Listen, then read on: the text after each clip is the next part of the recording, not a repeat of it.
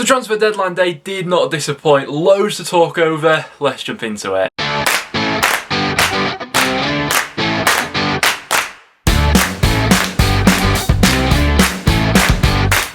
Guys, welcome back to another video on the channel. The January transfer window has now slammed shut. What I thought we'd do in today's video is have a little bit of a roundup of all the deals that went through for a championship club on deadline day. I'm going to be giving my little verdict on it, but if you'd like to see sort of a full comprehensive review of the full January transfer window, make sure to leave a like on today's video. We may rank every championship club from worst to best for how I think they've done. Before we do jump into anything though, I must give a big shout out to our sponsors over at OneFootball. If you've not already, now's a better time than ever to go ahead and check it out. We've got more championship action coming at us tonight and on Wednesday night as well, so if you want to stay on top of all of that, get live updates to your phone whenever a goal goes in across the championship. OneFootball is the place to stay on top of everything. Also, if you want to look at any of your signings in a little bit more detail, OneFootball's the place to do that. Get all the latest up-to-date and detailed stats. I'd highly recommend it. And just before we do head into today's video, let's take a look at the prediction league from all of this weekend's results. So as you can see to the side of me, we do have a new leader in the main league. 47 points is what it's going to take you to get to the top of that at the moment. It was an absolutely massive game week from this guy. 15 points in here. In the League 1 prediction league at the moment, it's Callum Day who's currently leading the way with 32 points. And in the League 2 prediction league, it's Dean Alexander who's dropped into there with 29 points currently at the top of it. But without any further ado, let's go through some of these deals. So let's start out with Barnsley, who completed the deal for Orlando City striker Daryl DK. Now he's coming on loan for the rest of the season. Last season was really his breakthrough in the MLS for Orlando City. In 17 appearances, scored 8 goals for them. Now, I've watched a few highlight clips of him and things like that, and I know that they can always be a little bit misleading, but he seems to have some really nice natural abilities that Barnsley can work with here. Good, powerful runner, seems to be quite technical and good on the ball, and has a good shot about him. Obviously, still very early on in his career. He's only 20 years old, and that adaptation period is always something to take into consideration. But yeah, not a bad one here. I'm quite excited to see how he actually gets on, really. 6'1". Birmingham have been quite the busy club on deadline day. They obviously got the deal for Jan Valery done coming over from Southampton. He joins them on a loan for the rest of the season, but I think the player that most people are quite excited to see how he gets on is Sam Cosgrove. Now, on the transfer rumour roundup videos for the past couple of years now, there's been a lot of championship interest in Cosgrove. Now, striker was the obvious area to improve with Birmingham in this sort of transfer window. His goals to game ratio is good at Aberdeen, I think it's fair to say. His first full season there scored 21 goals. The season after that got 23. Once again though, sort of different leagues, different circumstances, there's going to be that sort of adaptation period for the player, but I'm sure the Birmingham fans are quite excited about this one, really. Blackburn were another club who were busy on deadline day. They completed the move for Crewe fullback Harry Pickering, another player who had quite a bit of interest, and by all accounts got him on a really good deal here. I think that this one will be moving forward into the future, especially a really nice deal for Blackburn. And they also completed the loan signing of Taylor Harwood-Bellis, coming on loan from Manchester City for the rest of the season. Now, I think that Blackburn, they've got to be up there in terms of playing the loan market this season. I think one of the most effective clubs. They've really got some high quality loanees in there now. Bournemouth, I think, potentially got the bargain of the transfer window, signing Ben Pearson, but obviously that was a few days ago now. They did complete the signing of Shane Long on deadline day. He comes on loan from Southampton for the rest of the season, as we saw Josh King moving the other way into the Premier League. He made his move over to Everton. Now, Shane Long's quite an interesting one, and they were in need of a few more attacking reinforcements. A lot of that goal scoring burden was falling upon the shoulders of Dom Solanke, and if he's going through a bit of a rough patch in this season, they needed someone else to chip in with a few more goals here. I quite like this deal, to be honest with you. He's not got all too much football in the Premier League this season because of that partnership between Danny Ings and Che Adams, but dropping down level to the Championship, for all parties, this one could work out. Brentford completed the move for West Ham defender Winston Reid. He comes on loan for the rest of the season. Now, with Pontus Jansson sort of being in and out of the 11 at Brentford due to injury this season, probably another centre-half was a sensible thing to do, but this deal sort of came out of nowhere. He's most recently been playing his football out on loan in the MLS for Sporting Kansas City. Hasn't played really a lot of football in the past sort of 2-3 seasons now for West Ham, so this sort of move was inevitable for him, but yeah, it gives Brentford another option at the back. Bristol City completed the move for Aston Villa midfielder Henry Lansbury. Now, he may be a little bit rusty since Villa were promoted to the Premier League. He's not played all too much football, but, you know, he's quite a household name in the Championship, really, from his time at Nottingham Nottingham Forest and then Aston Villa. So it does give Bristol City another option in the middle, but I think the biggest news for Bristol City fans is that Jeju is still actually a Bristol City player after the deadline shut. There was that rumour going around that maybe there could be a potential swap deal between Assombalonga and Jeju from Middlesbrough to Bristol City. Nothing materialised with that in the end, and so I'm sure that Bristol City fans will be happy he's still here. Cardiff completed the signing of Johnny Williams coming over from Charlton, as he looks to add a little bit more creativity to this Cardiff midfield. And then the big departure from Cardiff was Robert Glatzel heading out on loan. Now, Johnny Williams, quite an interesting one really. Last season for Charlton, I thought was quite good really. It gives them that little bit of tempo in the middle really. Coventry completed the deal for Rochdale forward Fabio Tavas. By all accounts, this one looks to be maybe one for the future here. Looks to be a player that they're going to look to develop a little bit. He's only 20 years old. Not played all too much senior football so far. They've also completed the deal for Josh Reid. He's coming over from Ross County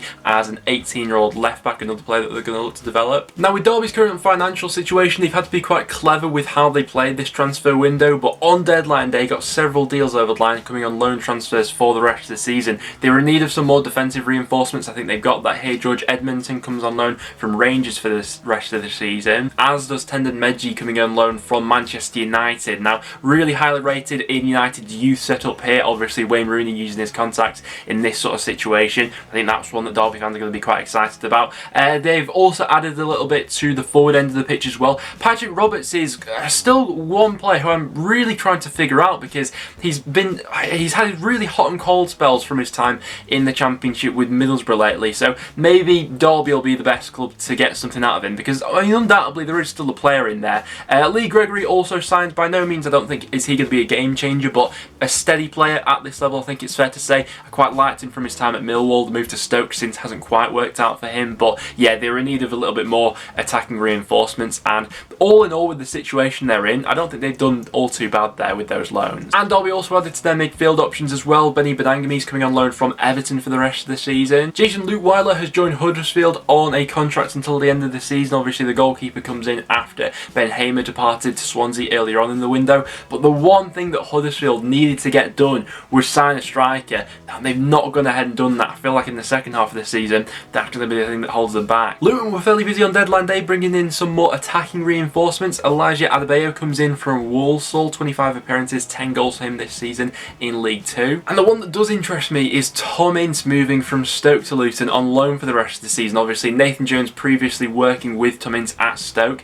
He's a player who I feel like the vast majority of people have just given up on. I feel like Stoke fans, that's the general consensus there, and to be honest I don't really blame them. He has been, you know, a shadow of his former self over, well, since arriving at Stoke, I think it's fair to say really, but sometimes it's just a new environment, new teammates, a new challenge which, you know, completely shifts a player, and they're able to rediscover some previous form. No idea if it's going to happen for him or not, but it was probably a gamble worth taking for Luton, wasn't it? Middlesbrough had an interesting deadline day. They completed a deal for Naskins Cabano. He's coming on loan from Fulham for the rest of the season, obviously someone who we have seen in the Championship recently. And wingers is obviously a position that Neil Warnock's targeted in this window, because they've also brought in Nathaniel Mendes-Liang. Now, it's still, to my knowledge, quite undisclosed what actually happened with him in terms of getting his contract cancelled at Cardiff, but not been in football since. But hey, if there's a manager who knows how to get the best out of Mendes-Liang, it's Neil Warnock, isn't he? He was fantastic in that promotion season with Cardiff. So yeah, I'm interested to see how that one sort of unfolds. Added to that, they've also brought in Balassi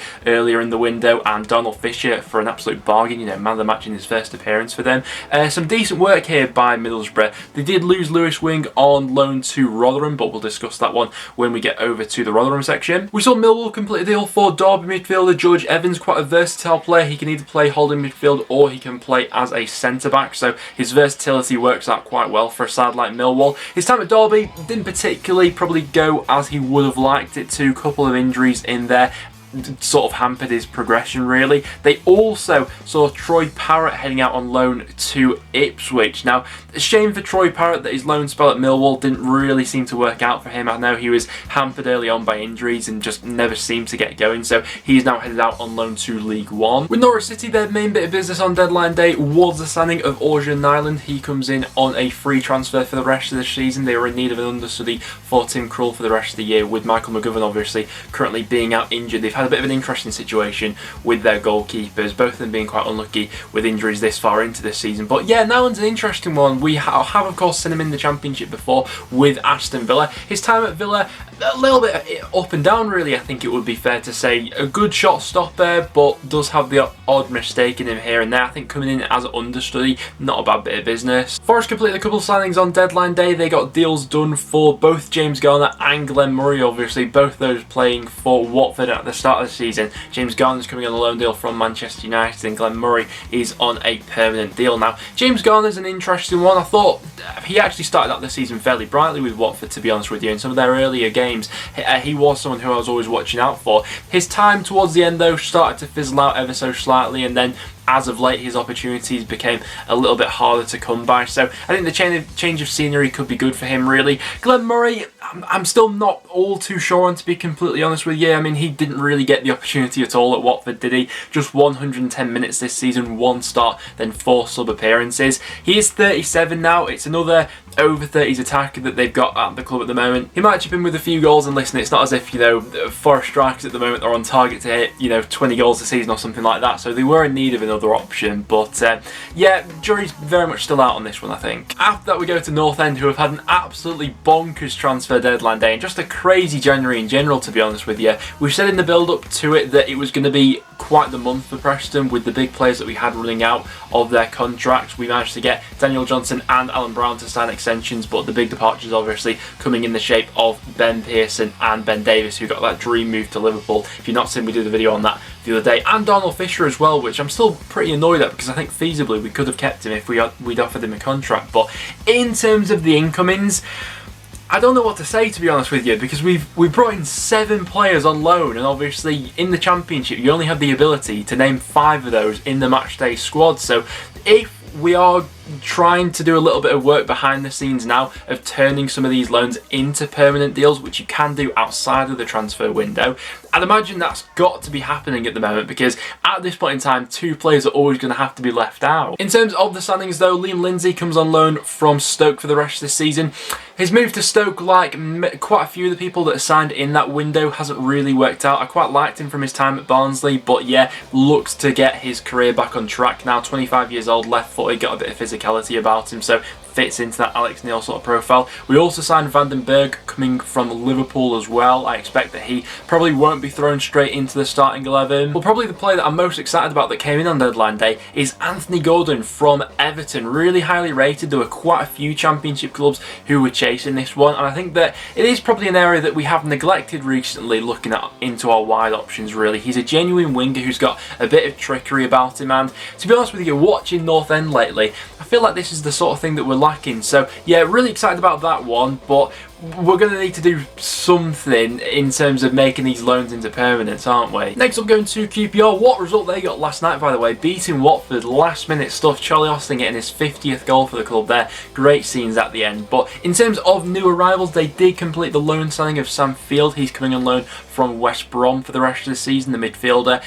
Looks to add another option in that area. It has been something that they've been targeting as an area to strengthen throughout January so far, midfielder, hasn't it? I don't mind this one. 22 years old, not got all too much football for West Brom this season, so the loan move makes sense. We saw him last season out on loan at Charlton in the Championship. In the end, Reading had quite a quiet transfer deadline day. No arrivals for them, but they were heavily being linked with the move for LAFC forward Diego Rossi. In the end, nothing could come to an agreement. There was rumblings of a potential loan to buy offer in this one, but like I said, in the end this one just didn't materialise. Rotherham completed the loan signing of Lewis Wing coming over from Middlesbrough for the rest of the season. I quite like this deal, to be honest with you. He maybe drifts in and out of games, and his biggest problem probably is consistency, but when he's on a good day, decent Championship player for me. The guy doesn't score tap-ins, I think it's fair to say. You know, expect some 30-yard screamers, Rotherham fans, for the rest of the season. But yeah, overall, not a bad bit of business this for the rest of the season. For Sheffield Wednesday, the transfer window ended on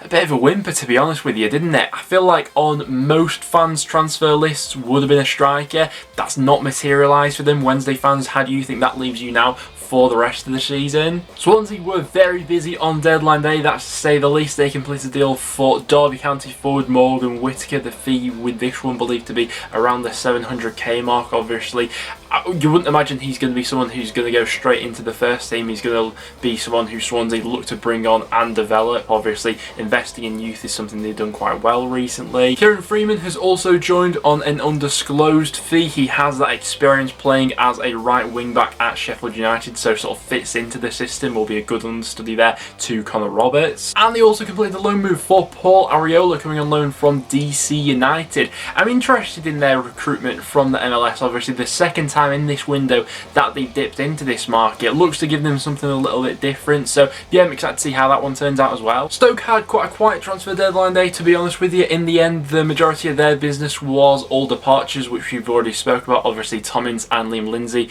both heading out on loan for the rest of the season. They did sign a couple of players who have gone into their youth setup now, but nothing too add on the first team. Watford did a little bit of their business before transfer deadline day. They got a deal over the line for Bournemouth midfielder Dan Gosling. I think this one makes sense for all parties really, obviously with Ben Pearson coming in at Bournemouth and then with James Garner leaving Watford. Comes in as another experienced head into this Watford side. They also completed the deal for goalkeeper Rob Elliott to come in as another backup. Nnamdi Afobra has headed out on loan to Wickham for the rest of the season. They did have him out on loan there last season from Bournemouth, and then at the end of his contract at Bournemouth will be signing for Rangers next season. That one's agreed on a pre-contract. Wickham also got a deal over the line the other day for fullback Jordan Obita, obviously someone who a lot of Championship fans will know quite well from his time at Reading. That gives them another option in that area. But guys, there we have it. There was every Championship club and the business they were doing on deadline day. So if you're going to enjoy, make sure to leave a like. Also, do get your thoughts